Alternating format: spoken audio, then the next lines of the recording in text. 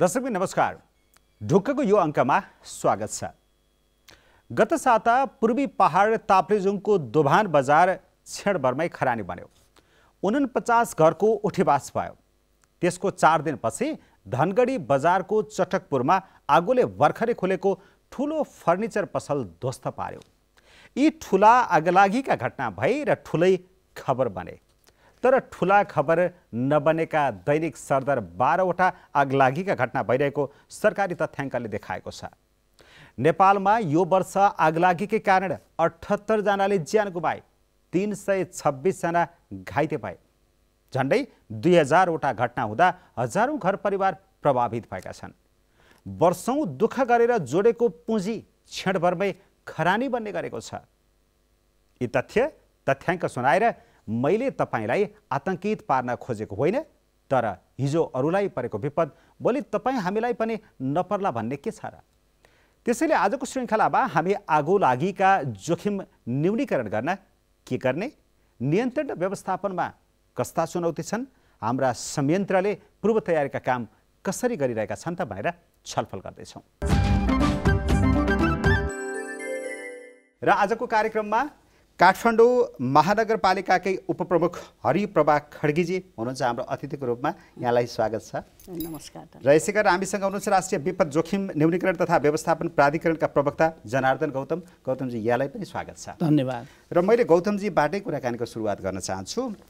पछिल्लो 10 वर्षमा 15,000 भन्दा बढी आगलागीका घटना भएका छन्। 691 जनाले ज्यान गुमाएका छन् भने 2000 भन्दा बढी घाइते भएका छन्। यो तथ्याङ्क राख्दै गयौँ भने झन् धेरै हुन्छ। यो वर्ष मात्रै 1.5 अर्ब रुपियाँ भन्दा बढीको क्षति आगलागीकै कारण भएको तथ्याङ्क तपाईहरूले नै देखाउनु भएको छ, हैन? प्राधिकरणले आगलागीको क्षति न्यूनीकरण गर्न चाहिँ काम के गरिरहेको छ? विशेष गरी नेपालमा यो 10 वर्षको डाटा एनालाइसिस गर्दाखेरि अब सबै किसिमका प्राकृतिक र गैर प्राकृतिक विपदहरू मध्ये आगलागीका घटनाको हिसाबले र भौतिक क्षतिको हिसाबले सबैभन्दा बढी आगलागीबाट भएको देखिन्छ। र आगलागी प्राकृतिक रूपमा पनि यदाकदा भए तापनि यो मानव सृजित विपदको रूपमा नै यसलाई हामीले ग्रहण गर्नुपर्ने हुन्छ। अधिकांश मानवीय त्रुटिको कारणले गर्दा, अज्ञानताको कारणले गर्दा, लापरवाहीको कारणले गर्दाखेरि नै आगलागीका घटना हुने गर्दछन्। र नेपालमा यो खालका घटनाहरू अब यहाँले अघि नै भनिसक्नुभयो, 10 वर्षमा 15,000 भन्दा बढी घटना भएका छन्। 690 भन्दा बढी मान्छेको मृत्यु भएको छ। र हामीलाई प्रहरीको जाहेरीबाट प्राप्त भएको आँकडा यो जुन अनुमानित क्षति हेर्दा पनि ठुलो परिमाणमा क्षति भएको जुन देखिन्छ, यसलाई हामीले विशेष सम्बोधन गर्नुपर्छ। केवल प्रतिकार्य अथवा आगलागीका घटना भएपछि त्यहाँ दमकल पुर्याउने अथवा त्यसलाई नियन्त्रण गर्नेतर्फ मात्र सोचेर हुँदैन। अब हामी जोखिम न्यूनीकरणका उपायतर्फ पनि लाग्नुपर्छ। हाम्रो अड्डाको नामै छ राष्ट्रिय विपद जोखिम न्यूनीकरण तथा व्यवस्थापन प्राधिकरण। हो, यो प्राधिकरणले के गरिरहेको छ? प्राधिकरण स्थापना भइसकेपछि जस्तो मनसुन पूर्व तयारी तथा प्रतिकार योजना प्रत्येक वर्ष यो चैत वैशाखमा तयार गर्ने र त्यो ढङ्गले बाढी पहिरो लगायतका विपदलाई लक्षित गरेर हामीले तयारी गर्ने गर्थ्यौँ भने यसपालि हामीले विशेष गरी अब यो चैत वैशाख जेठमा अझ बढी आगजनीका घटनाहरू बढी हुने भएको कारणले गर्दा सम्बद्ध निकायसित छलफल गरेर राष्ट्रव्यापी यो आगलागी पूर्व तयारी तथा प्रतिकार योजना बनाउनको लागि हामी छलफल अगाडि बढाएका छौँ। र राष्ट्रिय स्तरमा पनि यसलाई बनाउने, यही हिसाबले प्रादेशिक र स्थानीय गत ढङ्गले पनि गरेर हामीले जोखिम न्यूनीकरणका उपायदेखि लिएर तपाईँको पुनर्निर्माण र पुनर्लाभसम्मका काम गर्नको लागि पनि यो प्राधिकरणलाई समन्वयकारी, सहजीकरण र नियमनकारी भूमिका ऐनले प्रदान गरेको अवस्थामा हामीले त्यो कार्ययोजना बनाउने तयारीमा जुटेको अवस्था छ। हरिप्रभाजी, अब यो काठमाडौँ महानगरको कुरा गर्दाखेरि दैनिक औसतमा 4वटासम्म आगलागीका घटना हुने गरेको तथ्याङ्कले देखाउँदो रहेछ। महानगरले आगलागी जस्तो भयानक विपदको जोखिम न्यूनीकरणका लागि चाहिँ के गरिरहेछ? हामी मेयर उपमेयर भएर आइसकेपछि म यो पद ग्रहण गरिसकेपछि एकदम भयानक आगलागी नै 4 ठाउँमा भयो। डरलाग्दो, मतलब घरै छेदबिछेद। त्यो घर त्यसले गर्दाखेरि अर्को घर दुईटा पनि छेदबिछेद। आफ्नो मात्र त भएन, अर्को घरको पनि छेदबिछेद भयो, होइन? त्यो कसरी भयो त भन्दाखेरि अब थमेल एरिया 27 वडामा, अब त्यो एरिया थमेल एरिया भएपछि त्यहाँ चाहिँ हाम्रो अब पर्यटकहरूलाई लिएर जाने चाहिँ ग्यासहरू, होइन, त्यस्तो चाहिँ मजासँग चाहिँ रुममा चाहिँ राखिरहेको रहेछ। एउटा पड्किँदाखेरि तपाईँलाई पूर्ण रूपमा घरै छेडबिछेड भएर दुईवटा घर पनि छेड्यो। त्यस्तोहरू देखिसकेपछि अब यसलाई चाहिँ कसरी न्यूनीकरण गर्न सकिन्छ भनेर हामीले यसमा विषयमा चाहिँ निकै ठुलो छलफलहरू गऱ्यौँ र अहिले पुरानो दमकल चाहिँ तपाईँलाई दमकल स्टेसन चाहिँ न्यु रोडमा छ होइन। अर्को नयाँ दमकल स्टेसन चाहिँ हामीले 6 नम्बर वडा बौद्ध रामिती भन्छ त्यहाँ स्टेसनमा चाहिँ एउटा चाहिँ नयाँ दमकल राख्न हामी सफल भएका छौँ। 2 वर्ष सुचारुमा गइसकेको छ, 2 वर्ष नै भइसक्यो सुचारु। अहिले चाहिँ हामीले 13 वडा 17 वडा 25 वडामा चाहिँ अघि उहाँले भने जस्तो पाइपलाइनर चाहिँ हायर एन्ड फायर भन्ने चाहिँ त्यो चाहिँ राखि नै सकेका छौँ। किन त्यहाँ राखेको त भन्दाखेरि त्यो ठाउँ चाहिँ तपाईँलाई 4 फुटे गल्ली 3 फुटे गल्ली निकै धेरै नै ठुल्ठुलो अब घरहरू छन् तर बाटो गाडी दमकल जाने बाटो छैन। नभएपछि अहिले नै हामीले चाहिँ यसलाई चाहिँ सचेत गराउनु पर्छ भनेर अहिले हामीले चाहिँ यो विषयमा चाहिँ अगाडि बढाइसकेका छौँ। जनार्दन सेवा आउन चाहे म यो आगलागीको जोखिमको कुरा गर्दाखेरि चाहिँ देशैभरिको ओभरअलमा कुरा गर्दाखेरि कुन कुन क्षेत्र कुन कुन ठाउँ चाहिँ अलिक बढी जोखिममा पर्छ त्यस्तो केही अध्ययन भएको छ? यो 10 वर्षको डाटा एनालाइसिस गर्दाखेरि हामीले यो आगलागीका घटनाहरूबाट सबैभन्दा बढी काठमाडौँ प्रभावित भएको र घटनाको हिसाबले र मानवीय क्षतिको हिसाबले यो 10 वर्षको हेर्दा 1 नम्बरमा काठमाडौँ, 2 नम्बरमा मोरङ र 3 नम्बरमा सप्तरी परेको देखिन्छ। जनघनत्व जहाँ बढी छ जनघनत्व र अलिक फुस्का घरहरू अलि त्यस्तै खालको जुन तत्काल आगोले समाउने खालका त्यस्ता संरचनाहरू छन् भने त्यहाँ बढी अब विद्युतीय सर्ट भएर अथवा अरू प्रज्वलनशील पदार्थको कारणले गर्दा नेग्लिजेन्सीको कारणले गर्दाखेरि त्यस्ता घटनाहरू बढी भएका छन्। यहाँले पनि सुन्दै आउनुभएको छ जस्तो कि ताप्लेजुङमा प्रत्येक वर्ष जसो तपाईको आगजनीका घटना भएका छन्। तेह्रथुममा पनि अलि बढी भएको सुनिन्छ।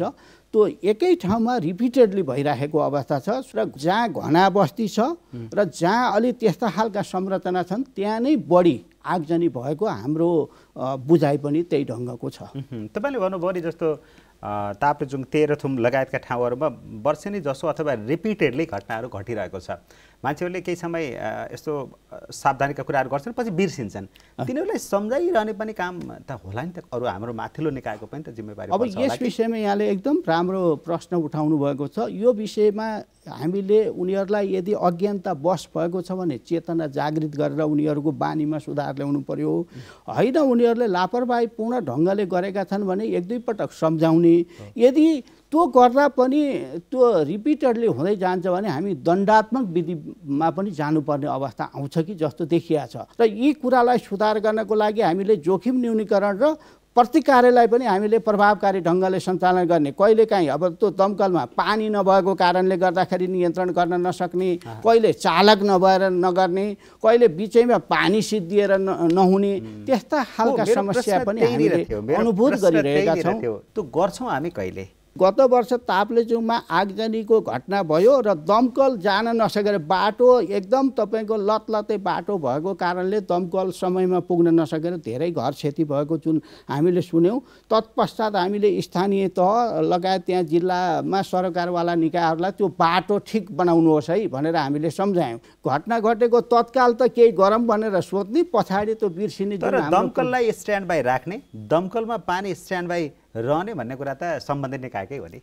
हो, आम सर्वसाधारणले दमकललाई चुस्त दुरुस्त बनाएर राख्ने काम त होइन, पानी भरेर राख्ने काम सरकारवाला निकायले नै त्यो कुरामा ध्यान दिनुपर्ने हुन्छ। हरिप्रभाजी, महानगरको कुरा गर्दाखेरि चाहिँ आगलागीको जोखिम भएका त्यस्ता क्षेत्रहरू र ठाउँहरू छुट्याउनु भएको छ? 25 वडा त्यो कोर एरिया हो। त्यहाँ चाहिँ तपाईँलाई हेर्न जानुभयो भने त्यो भनेको जमल एरिया हो 25 वडा भनेको होइन। अब जमल त गाडी जान्छ त्यो मेनमा, तर भित्रभित्र तपाईँले देख्नुभयो होला गल्लीहरू थुप्रो छ नि, तमाम गल्ली त्यहाँ सयौँ गल्लीहरू छ। त्यसको लागि चाहिँ हामीले व्यवस्था मिलाइसकेका छौँ होइन।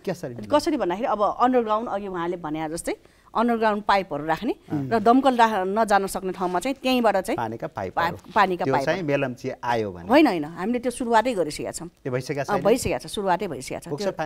पानी त म्याक्सिमम पुग्छ नि। अब हाम्रो यसो नि, हाम्रो काठमाडौँ महानगरपालिकाको दमकलले त ललितपुरलाई ठानिरहेछ होइन, भक्तपुरलाई ठानिरहेछ भनेपछि त हामीलाई नपुग्ने भनेर कुरो छैन। अर्को 13 वडामा पनि तपाईँलाई भन्नुपर्छ कालीमाटी एरिया 13 वडा भनेको, त्यहाँ पनि भित्र निकै गल्लीहरू छन् होइन। र अर्को फेरि 17 वडा, त्यहाँ पनि थुप्रै गल्लीहरू छन्। त्यो जहाँ जहाँ कोर एरिया छ त्यहाँ चाहिँ उहाँले अघि भने जस्तै अहिले पनि पुराना घरहरू थुप्रै छन्। होइन पुराना घर भनेपछि काठकै घर त हुन्छ अब एक ठाउँमा छोएपछि अरू ठाउँमा अरूलाई पनि सल्किन जान्छ त्यहाँ त्यस कारण त्यस्तो चाहिँ जोखिम ठाउँमा चाहिँ हामीले चाहिँ न्यूनीकरणको लागि चाहिँ अहिलेदेखि नै हामीले व्यवस्थित गरिसकेका पनि छौँ प्रत्येक वडामा 1 देखि 32 वडामा हामीले अहिले नै तुरुन्तै 2-2 लाख रुपियाँ दाम पनि छुटाएर बजेट पनि छुटाइदिइसकेका छौँ किन त भने तपाईँहरूलाई भन्नु पर्दाखेरि जुन हाम्रा कर्मचारीहरू हुनुहुन्छ उनीहरूको पनि त जोखिम छ नि त उनीहरूको लागि पनि ज्याकेट पन्जा होइन जे चाहिँ आगलागीले नछुने हो त्यो सबै उनीहरूलाई तम तयार छ र उहाँहरूको लागि पनि फेरि बिमाको व्यवस्था पनि गरिदिएका छौँ बडो स्ट्यान्डर्ड तरिकाले बनाइएका अपार्टमेन्टहरूमै आग लाग्दाखेरि त्यहाँबाट गेटबाटै दमकल छिर्न नसकेर अपार्टमेन्टै सुवा हुने स्थिति पनि त त्यो पनि हामी कहाँ चाहिँ अहिले चाहिँ झन्डै तपाईँ कहाँ 8 तल्लासम्म जाने चाहिँ हाम्रो के भन्छ त्यसलाई चाहिँ यो त्यो चाहिँ हामीसँग तयार छ हामी जनतामा पनि चेतना आउनु पर्यो हेर्नुहोस् हामी आफैमा चेतना आएन भने त कहिले पनि सल्भ हुन सक्दैन हामी बनाउन चाहन्छौँ तपाईँलाई उदाहरणको लागि हामीले के भनेको छ भने अब घर बनाउँदाखेरि साँगुरो ठाउँमा त सकिँदैन अब घर बनाउँदाखेरि तपाईँहरूले चाहिँ अन्डरग्राउन्ड पार्किङ राखेर चाहिँ घर बनाउनु पर्छ नक्सा पास गर्नुपर्छ भने तर अब यो व्यापारी एरियामा के भइदियो त भन्दाखेरि नक्सा पास चाहिँ अन्डरग्राउन्ड पार्किङको लागि भयो तर उहाँले व्यापारी प्रयोजनको लागि काम गर्यो त्यो कामलाई बन्द गरिदिने अब त्यो कामलाई बन्द गर्नलाई मैले पनि अस्ति मात्र थाहा पाएँ तुरन्त उहाँलाई चाहिँ उपस्थित गराउनु भनेर यो 18 वर्षसम्म चाहिँ जनप्रतिनिधि नहुँदाखेरि अस्तव्यस्त भएकै हो अहिले हामी आइसकेपछि चाहिँ यो विषयमा चाहिँ फोकस निकै गरेका छौँ जनार्दनजी जब घटना हुन्छ घटना घटिसकेपछि बडो चर्चा परिचर्चा हुन्छ यसो गर्नु पर्यो उसो गर्नु पर्यो भन्ने त हुन्छ तर ठ्याक्कै गर्ने गरेर स्ट्यान्ड बाई बसिएन सरकारी निकाय बसेनन् भन्ने आयो सरको कुरा सुन्दा पनि धेरै चाहिँ गर्नुपर्छ यो हुनुपर्छ त्यो हुनुपर्छ भन्ने आयो कि अहिले हामीले अब जस्तो कि अब यो चैत वैशाख जेठमा यस्ता घटनाहरू बढी हुने भएको कारणले गर्दाखेरि यो विषयमा अत्यन्त सजगताका साथ उच्च सतर्कताका साथ योजना बनाएर काम गर्नको लागि गृह मन्त्रालयबाट सबै सिडिओ साहबहरूलाई निर्देशन पनि गइसकेको छ र सङ्घीय मामला तथा सामान्य प्रशासन मन्त्रालय मार्फत सबै स्थानीय तहहरूलाई पनि त्यो ढङ्गले हामीले निर्देश गरेका अवस्था पनि छ र गत विगत वर्षको भन्दा यसपालि डढेलोका घटनाहरू पनि बढी भएको र अहिले हिउँदमा पानी गत वर्षभन्दा अत्यन्त कम परेको र अत्यन्त सुक्खा र जर्जर अवस्थामा भएको कारणले गर्दाखेरि यो डढेलोका घटनाहरू पनि बढी हुन सक्छ र यो चैत वैशाखमा हावाहुरी चढ्ने त्यसले झन् फैलावट गर्ने भन्ने हिसाबले हामीले सचेतना जागृत गर्ने उद्देश्यले हामीले अब सामाजिक सञ्जालमा विभिन्न मिडिया मार्फत हामीले जिङ्गल बनाएर पनि प्रसारण गरिरहेका छौँ पहिलो कुरा त सचेतना जबसम्म हामी मान्छेलाई सचेत गर्न सक्दैनौँ अवेरनेस होइन यो चाहिँ तपाईँहरूले जुन टेलिभिजन रेडियोहरूबाट पत्र पत्रिकाबाट जो पहिल्यैदेखि दिइरहनु भएको छ जिङ्गल लगायतका टुल्सहरू प्रयोग गरिरहनु भएको छ यो चाहिँ प्रभावकारी अलि कम भयो कि केही काम त निश्चित रूपमा गरेको छ तहबाटै केटाकेटीदेखि नै आग लागे के हो आग लागि नियन्त्रण गर्ने के जोखिम न्यूनीकरण गर्ने कसरी सावधानी कसरी अपनाउने यहाँले अत्यन्त राम्रो प्रश्न उठाउनु भयो वास्तवमा विद्यालयका विद्यार्थी भाइ बहिनीहरूमा यो खालको चेतना जागृत गर्न सक्यौँ भने त्यो विद्यार्थी मार्फत घर परिवारका अभिभावकहरूलाई पनि जानकारी हुन सक्छ र उनीहरूले सचेत पनि गराउन सक्छन् त्यस कारणले गर्दाखेरि यो विपद हरेक विपद ह्याजार्ड वाइज कम्पोनेन्ट राखेर पाठ्यक्रम बनाउनुपर्छ भनेर अहिले हामीले विभिन्न तहमा लबिङ पनि गरिरहेका छौँ र सायद अब यो हरेक तालिम प्रशिक्षण हुँदा पनि यो विपदको कम्पोनेन्ट राख्ने विद्यालयका पाठ्यक्रमहरूमा पनि यो कम्पोनेन्ट राख्ने र यसलाई जनचेतना पनि जागृत गर्ने उद्देश्यले अहिले पनि हामीले यो आगजनीका घटना बढिसकेपछि 1 नम्बर प्रदेशको विराटनगरमा हामीले डढेलो र आगलागीलाई लक्षित गरेर एउटा अन्तर्क्रिया कार्यक्रम गरेर त्यहाँ विज्ञहरूबाट प्रस्तुति गरेर यो खालको सचेतना अपनाउनुपर्छ है स्थानीय तहले सुरक्षा निकायले यो कुरामा ध्यान दिनुपर्छ भने त्यहाँ कार्यक्रम एउटा गऱ्यौँ अनि पोखरामा पनि गऱ्यौँ कमसेकम एउटा सेन्सिटाइजेसन गर्न खोजिराखेका छौँ हामीले आगामी दिनमा हाम्रो रणनीतिहरू चेन्ज गरेर त्यो जाने गरी तयारी गरिरहेको अवस्था छ म फेरि आउँछु हरिप्रभाजी यो मानवको कुरा गर्दा कतिवटा दमकल स्टेसनमा चाहिँ अहिले 2टा चलिरहेको छ होइन अनि अहिले चाहिँ रामहिटीमा चाहिँ एउटा चलाइरहेको छ अनि अहिले 3टा चाहिँ हाम्रो टेन्डरमा गइसकेको छ 3वटा टेन्डरमा गयो हजुर 3टा टेन्डर टेन्डरमा गएको आउँछ कहिले हैन आउँछ किन नआउनु मलाई लाग्छ अब यो तुरुन्तै टेन्डरमा अब गइसकेको छ मलाई लाग्छ अब 2-3 महिना भित्रमा हाम्रो चाहिँ अब किन प्रोसेसहरू त छ नि त 3 महिनाभित्र अर्को नयाँ 3वटा दमकल काठमाडौँ महानगरपालिकामा देखा पर्छ आउँछ देखा पर्छ अर्को फेरि हामीले प्रोसेसमा 3 नम्बर वडामा पनि दमकल स्टेसन राख्ने भनेर अगाडि त्यहाँ जग्गाहरू खोजिरहेका छौँ त्यो पनि अब रामितीमा त 2 वर्ष नै भइसक्यो सुरु भएको जस्तै अघि भन्नुभयो 753 वटा नगरपालिका छ भने त्यो 154 दमकलले त पुग्दैन नि त्यो त्यहाँ पुगुन्जेलसम्म हैन त्यो त्यहाँ पुगुन्जेलसम्म त्यो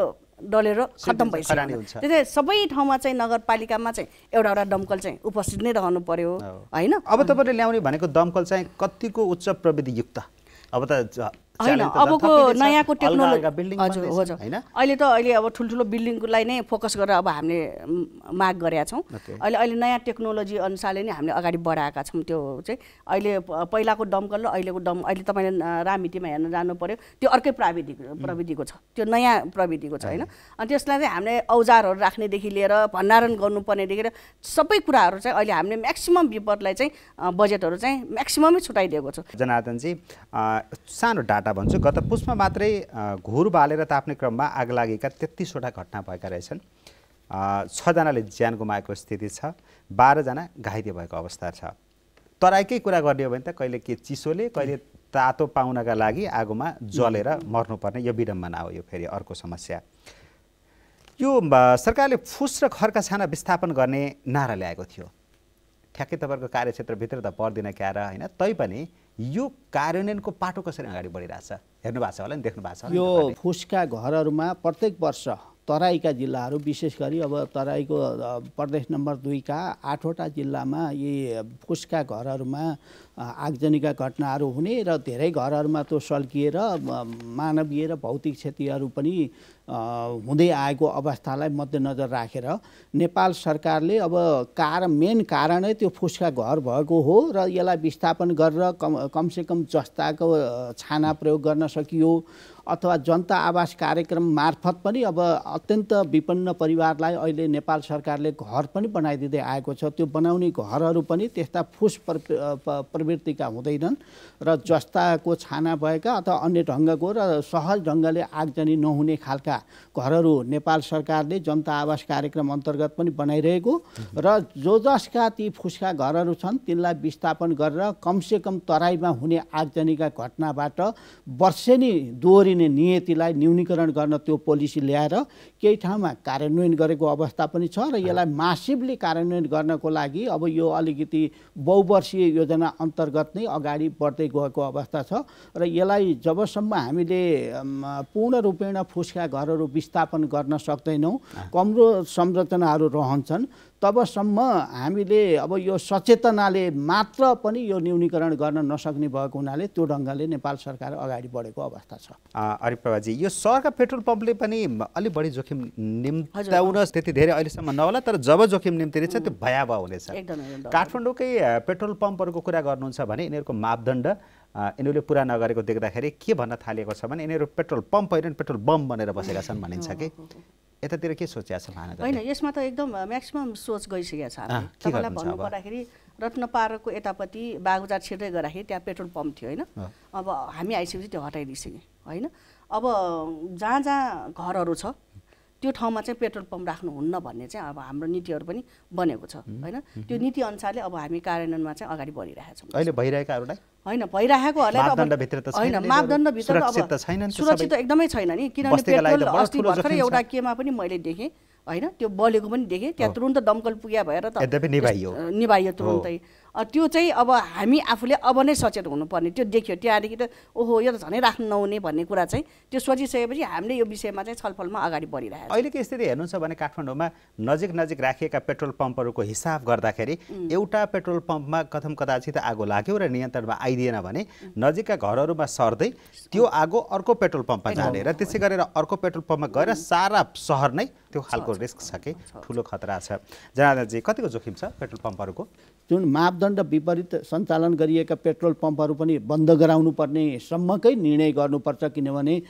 त्यो दया माया गरेर यो विपदलाई हामीले बढावा दिने काम गर्नै हुँदैन र मापदण्ड तय गरेर जुन आयल निगमले स्वीकृति दिँदा पनि त्यो पक्षलाई हेर्नु पर्यो, स्थानीय निकायहरूले पनि त्यो पक्षलाई हेर्नु पर्यो र यो पेट्रोल पम्पहरूको अनुगमन गर्ने निकायहरूले पनि त्यो सही ढङ्गले बनेका छन् कि छैनन् र त्यसले सेफ्टी मेजर अब जस्तो कि पेट्रोलियम पदार्थहरूको बेचबिखन गर्दा पनि त सेफ्टी मेजर अपनाउनु पर्ने हुन्छ। त्यो पक्षलाई कतिको ध्यान दिएको छ, सुरक्षा मापदण्ड प्रयोग गरे नगरेका पक्षहरूलाई जबसम्म हामीले हेर्दैनौँ, यो त तपाईँको अब यो अहिले सामान्य किसिमका आगजनीबाट त यो भयावह अवस्था भएको छ भने भोलि पेट्रोल पम्पमा आगजनी भयो र त्यसलाई हामीले हाम्रा सीमित दमकलहरूले नियन्त्रण गर्न नसक्ने, त्यस्तै किसिमका सम्भावनालाई मध्यनजर राखेर पेट्रोल पम्प लगायत प्रज्वलनशील पदार्थ बेचबिखन गर्ने जे जति छन् तिनलाई हामीले निश्चित रूपमा नियमन गर्नुपर्छ। केवल पेट्रोल पम्प होइन, ग्यासकोमा पनि कतिको सेफ्टी मेजरहरू अपनाइएको छ, त्यो पक्षलाई पनि त्यो उत्पादकहरूले पनि ध्यान दिनु पर्यो र किनेर लगेर घरमा प्रयोग गर्नेले पनि त्यो कुरामा यदि सावधानी अपनाइएन भने यसैका कारणले गर्दाखेरि हामीले धेरै दुःख गरेर धेरै वर्ष लगाएर निर्माण गरिएका संरचनाहरू पनि ध्वस्त हुन सक्छन्। यस्ता सजग हुनुपर्ने। यो कुरा हामीलाई थाहा छ जोखिम कति छ, यसको क्षति कति हुन्छ भन्ने कुरा अनुमान गर्न सक्छौँ, तर यो नियामक निकायहरू जसले नियमन गर्नुपर्ने हो, मापदण्ड पालना भए नभएको हेर्नुपर्ने हो, त्यो चाहिँ व्यवहार त देखिएन। सामान्य पेट्रोल पम्पमै जानुभयो भने त्यहाँ बालुवा राख्नुपर्ने हुन्छ, पानी राख्नुपर्ने हुन्छ, सबेलहरू के राख्नुपर्ने हुन्छ, त्यही नै देख्दैनौँ क्या। त्यो अब नामका लागि राखिएको छ, बालुवा लगेर एक पाथी बालुवा थुपारिया छ, त्यो एक पाथी बालुवाले काम गर्छ। यो कुरामा अब निर्ममतापूर्वक कार्यान्वयन गर्ने निकायले पनि त्यो ढङ्गले अगाडि बढ्न सक्यो भने यसलाई हामी न्यूनीकरण गर्न सक्छौँ। होइन अब त्यसले ठिकै गरेको छ, किन अब यहाँ कठोर निर्णय गर्ने भन्न थालियो भने अब हामीले अबका दिनमा अझ जटिलता आउन सक्छ। त्यसतर्फ हामी अत्यन्त सजग भएर लागेका छौँ। हरिप्रभाजी, अब मापदण्ड पालना नगरिदिने, सबैले गर्नुपर्छ, कडा रूपमा अगाडि बढ्नुपर्छ भनिदिने, नगए कारबाही पनि गर्छौँ भन्ने, तर व्यवहार त उही रवैया दोहोरिरहने। अनि यो कहिले सुधार्ने त? मापदण्ड कस्तो छ भने जहाँ जहाँ पेट्रोल पम्प राखेको छ त्यहाँ चाहिँ पब्लिक टोयलेट चाहिँ हुनुपर्छ भन्ने कुरा चाहिँ राखेको र त्यो पब्लिक टोयलेट राखेको छ कि छैन भनेर चाहिँ म अनुगमन गर्न गएको खास चाहिँ। त्यो टोयलेट नदेखेपछि चाहिँ त्यसमा चाहिँ कडी कराउका साथ यदि टोयलेट नराख्ने भने यो पेट्रोल पम्प पनि हट्नुपर्छ भनेर चाहिँ मैले चाहिँ त्यहाँ कुराहरू राखेको थिएँ होइन। बोर्ड बैठकमा पनि कुराहरू राखेको थिएँ। त्यो बेलामा चाहिँ मैले अनुगमन गर्नुभयो। अब यसमा चाहिँ कस्तो छ भने सबै निकाय सचेत हुनु पर्यो। स्थानीय सरकारलाई मात्र जिम्मेवारी दिएर पनि भएन, सबै निकायहरू सचेत भयो भने यसलाई निम्टाउन नसक्ने भन्ने त छैन नि त। सबै सचेत हुनु पर्यो। स्थानीय सरकार, प्राविधिक होइन, नेपाल सरकार सबै बसेर यसलाई चाहिँ मिलाउन नसक्ने, गर्न नसक्ने भन्ने त छैन। जनार्दनजी, यो पूर्व सुरक्षामा र खास गरी प्रतिकार्यमा गर्नुपर्ने सुधारका कामहरू 1, 2, 3, 4 के रह्यो? अब पहिलो काम त हामीले अब नेपालभरि नै विभिन्न ठाउँमा जहाँ यो आगलागीका जोखिम भएका ठाउँहरूमा त्यहाँ दमकलहरू कुन अवस्थामा छन्, दमकल कहाँ छन्, त्यसको चालक कहाँ छ भनेर त्यसको इन्भेन्ट्री राख्ने अनि त्यसको परिचालन गर्ने सन्दर्भमा स्वयंसेवक दस्ता गराउने हो कि सुरक्षाकर्मीहरूलाई तालिम प्रदान गर्ने हो कि दमकलको सङ्ख्या थप्नुपर्ने हो कि जहाँ अब मोटर बाटै नपुगेका ठाउँमा दमकल किनेर त कुनै अर्थ छैन, त्यहाँ दमकलको विकल्प के प्रयोग गर्ने।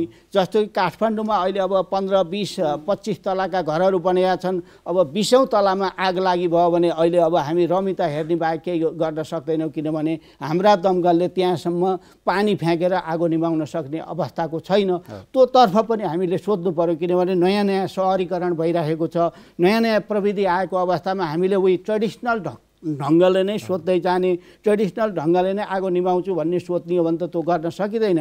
त्यसकारण हामीले आधुनिक प्रविधि पनि प्रयोग गर्ने, जनतालाई सचेत पनि गराउने र प्रतिकारी योजना बनाएर एकदम रोबस्ट ढङ्गले त्यसको कार्यान्वयन गर्ने सन्दर्भमा स्थानीय सरकार, जिल्ला विपद व्यवस्थापन समिति, प्रादेशिक सरकार, सङ्घीय सरकार, गैर सरकारी संस्था, मानवीय सहायताका क्षेत्रमा संलग्न भएका निकायहरू लगायत यो whole of the government, whole of the society र हरेक मान्छेको समग्र प्रयास भयो भने यसलाई हामीले निश्चित रूपमा निराशा हुनु पर्दैन। हामीले हिजोका दिनमा जे जति गल्ती गरे तापनि अब गर्नु हुँदैन।